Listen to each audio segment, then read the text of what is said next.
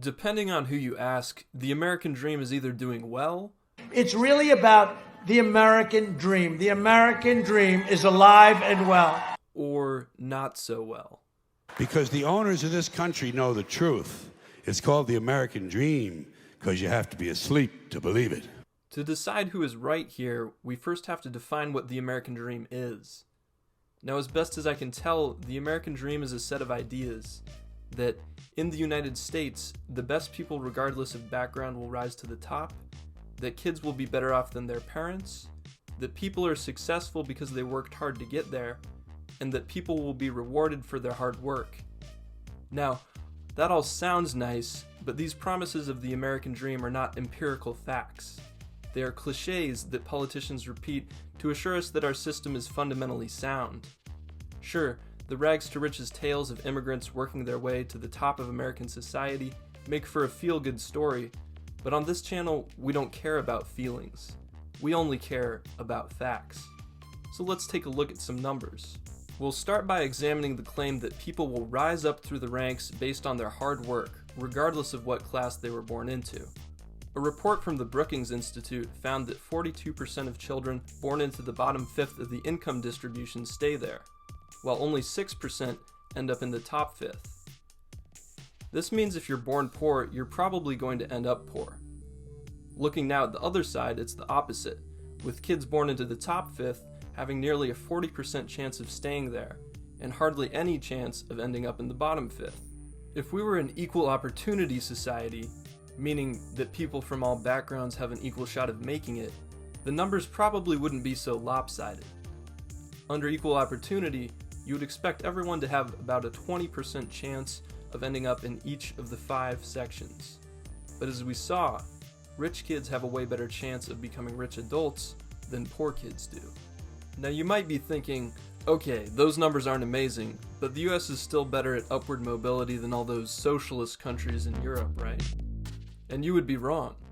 In researching upward mobility, economist Raj Chetty found that compared to other developed countries like the UK, Denmark, and Canada, the US doesn't look very good. A Canadian born into the bottom fifth of the income distribution is nearly twice as likely to make it to the top as an American. As Chetty explains, the American dream is alive and well in Canada, Denmark, or even the UK. The fact that people in the United States usually stay in the class they were born into might be surprising, so we should take a look at a real-world example of how this works. And what better example to start with than President Trump himself? Trump's career is one of hilarious incompetence buoyed by inherited wealth. After receiving a small loan of $1 million from his father, Trump proceeded to bounce from business venture to business venture, failing spectacularly each time, but still managing to stay afloat. Here's just a few of his failures. Trump Airlines. After his only innovation was gold decorations in the plane bathrooms, he defaulted on a $245 million loan. Trump Casinos. He went bankrupt on not 1, not 2, but 3 of his casino properties. Trump University. Shut down after being revealed as a scam. And who could forget Trump Steaks? Trump steaks are the world's greatest steaks, and I mean that in every sense of the word. And the Sharper Image is the only store where you can buy them. Trump steaks are by far the best tasting, most flavorful beef you've ever had. Truly in a league of their own. Now, Trump could afford to fail repeatedly because he had limitless amounts of inherited wealth, the Trump family name, and the connections that came with it. People from working class backgrounds don't have that luxury. If they can even manage to get a loan in the first place, it likely won't be for $1 million, and if their businesses don't work out, they'll either end up with nothing or worse, massive amounts of debt. From an early age, rich kids benefit from their parents' resources. If a rich person's kid is struggling in math class, they can drop a couple grand on a private tutor to help them out. Poor parents don't have the money to do that, nor do they have the time to help their kid personally, since they're probably working long hours at a low-paying job. Also, if rich parents aren't impressed with the quality of public education, they can send their kids to the best private schools that money can buy. This ensures that rich kids are set up for success, and poor kids are likely to fall behind. As this article by the Huffington Post points out, The resources and connections that rich kids have access to through their parents create a glass floor, the opposite of the famous glass ceiling, that keep them on top no matter how stupid, lazy, or incompetent they are. We can see this in the Varsity Blues college admissions scandal, where rich people like actress Felicity Huffman bribed SAT proctors and college admissions officials to get their kids into the top schools. This can also happen through perfectly legal practices, like colleges accepting students based on connections. For example, nearly half of the white students admitted to Harvard were not admitted based on their academics or test scores, but rather because they had connections to the school through their parents or because they were athletes. This glass floor makes it easy for the rich to perpetuate their wealth through generations, and hard for anyone else to get in. Another core ideal of the American dream is the belief that children will be better off than their parents due to our long tradition of economic growth. If we compare the millennial generation to the baby boomers, we can see that it's simply not true.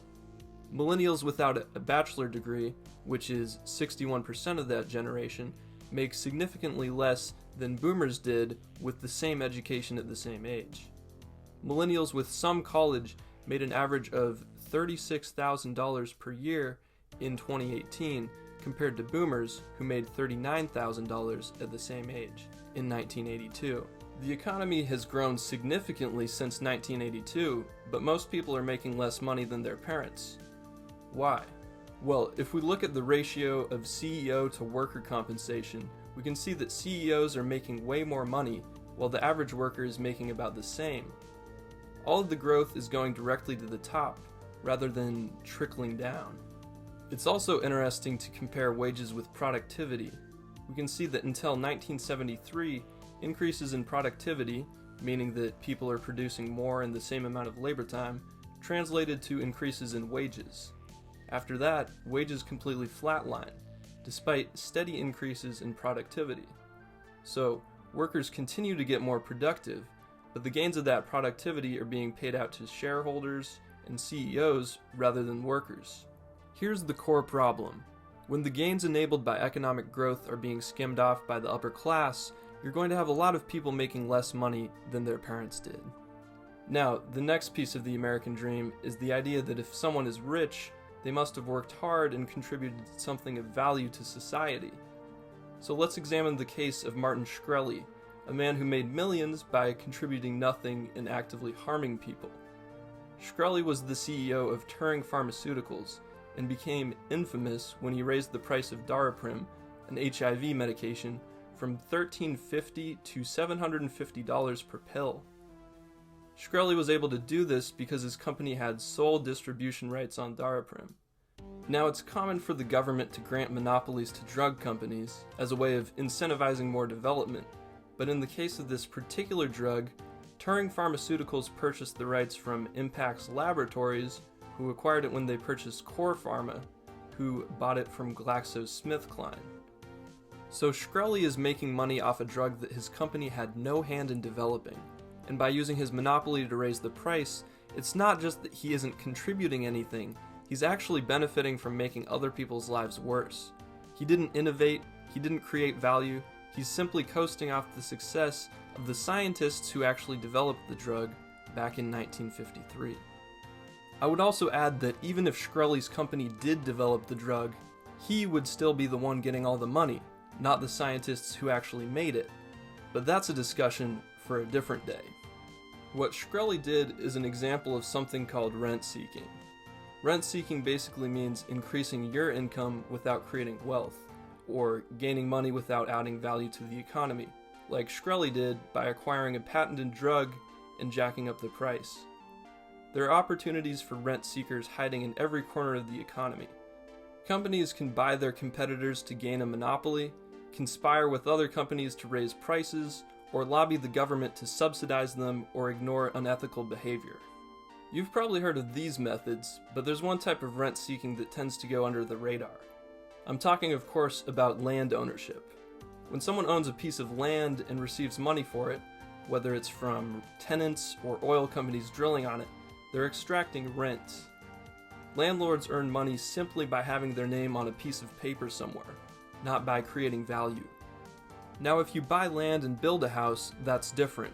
But if you just buy a house and rent it out, you are not contributing anything to society. You are making money off your continuous ownership of something rather than producing it and selling it, which is what a market transaction is. Contrary to the rosy view that the market gives people what they deserve, there are plenty of ways to make money by doing absolutely nothing or actively making other people's lives worse, such as rent seeking, simply owning stuff, or just inheriting wealth. The last piece of the American dream that we should examine is the idea that hard work gets rewarded, thanks to the power of the market. Earlier on, I mentioned Trump and Martin Shkreli as examples of people who made tons of money while doing nothing of value, or actively making people's lives worse. But there are also many examples of the opposite, which are the tens of millions of people who do valuable and socially important work for little or no pay. As we've seen with our recent pandemic, politicians like to claim that workers are essential while treating them as completely disposable. Large grocery chains like Walmart, for all their fanfare about how essential our workers are, didn't seem to be that concerned about their working conditions. As this Axios article explains, it took grocery chains weeks to realize that they might have to take some kind of safety precaution in response to COVID-19. And even before the pandemic, you have workers doing essential labor for long hours and receiving starvation wages. For example, 1 in 3 Amazon workers in the state of Arizona have to rely on food stamps because of how little they are paid. These are the people who make sure goods get from place to place, the most basic, vital part of our economy, and they're on food stamps. We can see another example of labor that is vital but usually thankless with socially reproductive labor, a term for jobs that allow the reproduction of humanity. These jobs include childcare, food preparation, and domestic work. Let's think about it. What's the most important job for any living being? Is it making money by flipping properties or by raising prescription drug prices? No, it's having and raising children, because making money doesn't matter if there aren't people to enjoy it. The crucial jobs of raising children, preparing food, and keeping our living spaces clean are chronically undervalued, if they are compensated at all. Because of our social norms, these tasks are usually assigned to women on top of their regular jobs. So let's compare a single mother working full-time to any CEO. Who works harder? And whose work is more valuable to society? Regardless of the answer to those questions, the CEO is going to be paid 300 times as much, because our system does not actually reward people based on how hard they work, or how important to society their work is. Today we've looked at 4 different promises that make up the American dream, the great slogan that politicians point to as proof that our system is fundamentally sound and doesn't require any major changes. Regarding the idea that markets allow our best and brightest to rise to the top, we saw that people largely stay in the class they were born into, and the US is actually worse at allowing upward mobility than Canada or Denmark. Regarding the idea that our economic growth will make kids wealthier than their parents, we saw that most millennials actually make less money than their parents, because productivity gains are increasingly being skimmed off by CEOs and shareholders. Regarding the idea that wealthy people must have worked hard and contributed something valuable, we examined how easy it is to passively accumulate wealth through exploiting monopolies, rents, or inheritance. And regarding the idea that our hard work is rewarded, we explored how the people who do work vital to the functioning of our economy and our society are mistreated and underpaid, if they are paid at all. At this point, it's clear that politicians who claim that the American dream is real and the system is as functional as ever are either grossly misinformed or deliberately lying. Either way, it's time we had some leaders who actually care about making our economic system work for the average person, rather than running cover for the people who are currently benefiting. Thank you for watching.